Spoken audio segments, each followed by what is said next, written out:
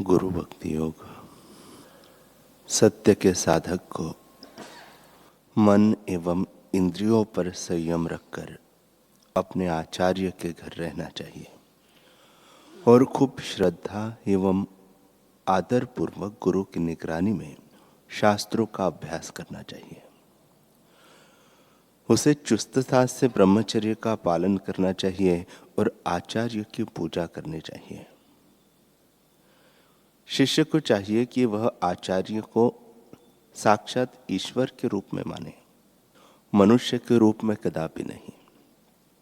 शिष्य को आचार्य के दोष नहीं देखने चाहिए, क्योंकि वे तमाम देवों के प्रतिनिधि हैं। गुरु की कृपा प्राप्त करने के लिए उनकी निजी सेवा और उनकी आज्ञा का पालन जितना सहाय रूप है, उतना सहाय रूप तप, यात्रा, भेंट, दान आदि नहीं है। हर एक कर्म में दुख के बीज समाविष्ट हैं, किंतु गुरु की सेवा के विषय में ऐसा नहीं है।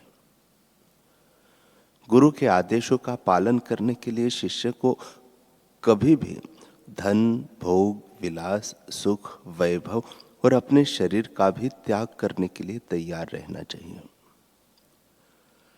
जो तन, मन और धन को गुरु के चरणों में अर्पण कर देता है, वह गुरु भक्ति का विकास कर लेता है। गुरु का चरणामृत शिष्य की तृषा शांत कर सकता है।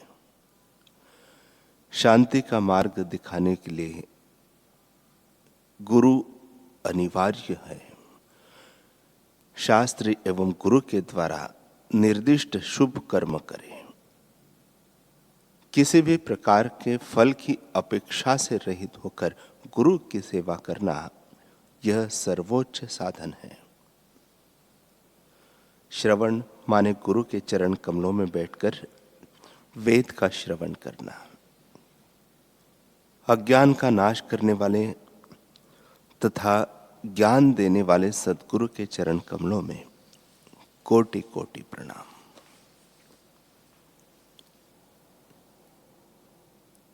श्री उड़िया बाबा जी का चरित्र हम सुन रहे हैं।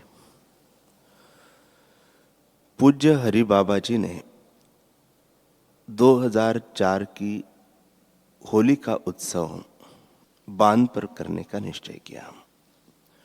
इधर 7-8 वर्ष से श्री हरि बाबा जी का उत्तर भारत की सर्वसामान्य संत पूजनीय मां श्री आनंदमयी से बहुत घनिष्ठ संबंध हो गया था।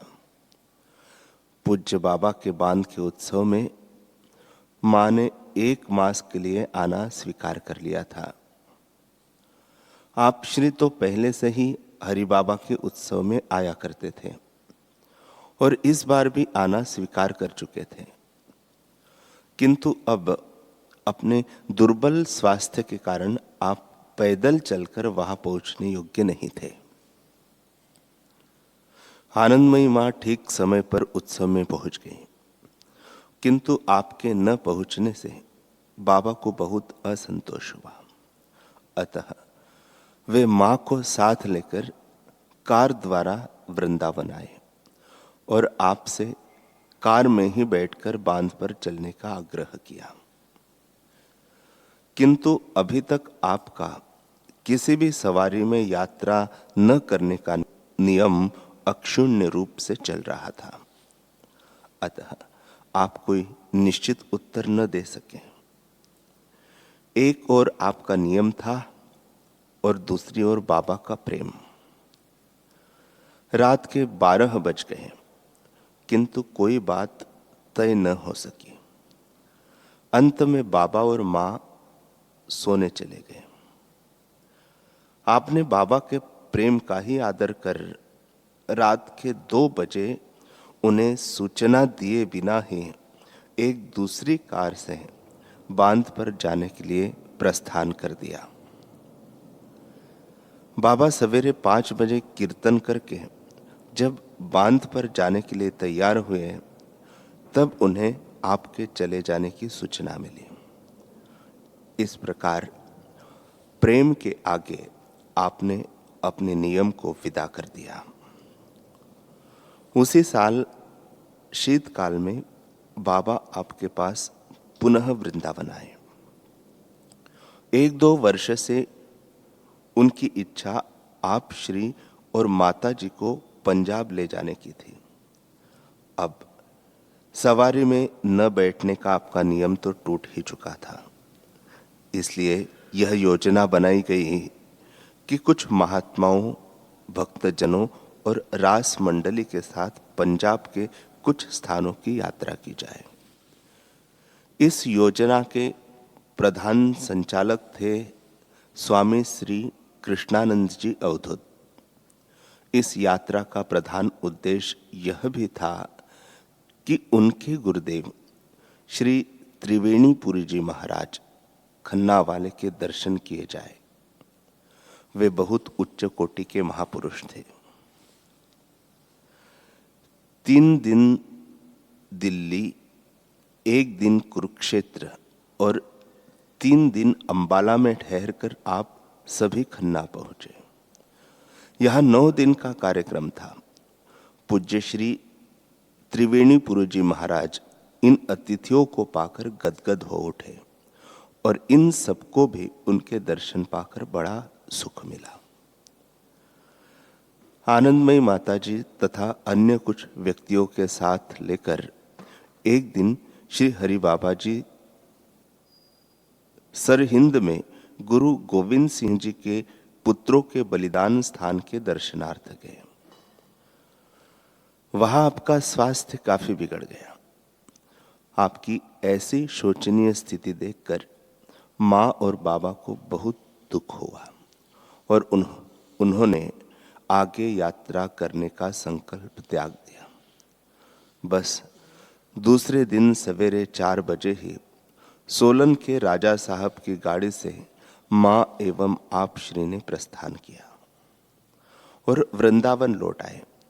उसी रात को बाकी के सब लोग भी रेल और मोटर द्वारा वृंदावन चले गए। वृंदावन लौटने पर आपको ज्वर आ गया और उसने उग्र रूप धारण कर लिया। आप श्री के स्वास्थ्य लाभ के लिए श्री हरि बाबा जी और मां आनंदमयी ने कई आध्यात्मिक अनुष्ठान प्रारंभ कर दिए, परंतु वहां तो लीला ही कुछ दूसरी थी। इस अनुष्ठानों से कुछ लाभ न होता देखकर श्री बाबा और मां ने आपसे कहा कि आपके अस्वस्थ होने से सबको बहुत दुख है। इसका निवारण आप अपने संकल्प से ही करें और उसे से आप कर सकते हैं। इस प्रेम प्रार्थना का फल यह हुआ कि महाराज जी ने अपने संकल्प ही से अपने आप को पूर्णतः स्वस्थ करके सबकी चिंता और दुख को दूर कर दिया। यह महाराज जी की अपनी ही लीला और आत्मशक्ति का चमत्कार था। इतने में ही होली के दिन समीप आ गए। होली का उत्सव सानंद समाप्त हुआ। पूजनीय मां अपने भक्तों सहित चली गई और स्वामी अखंडानंद जी कुछ प्रेमियों के आग्रह से अमृतसर चले गए।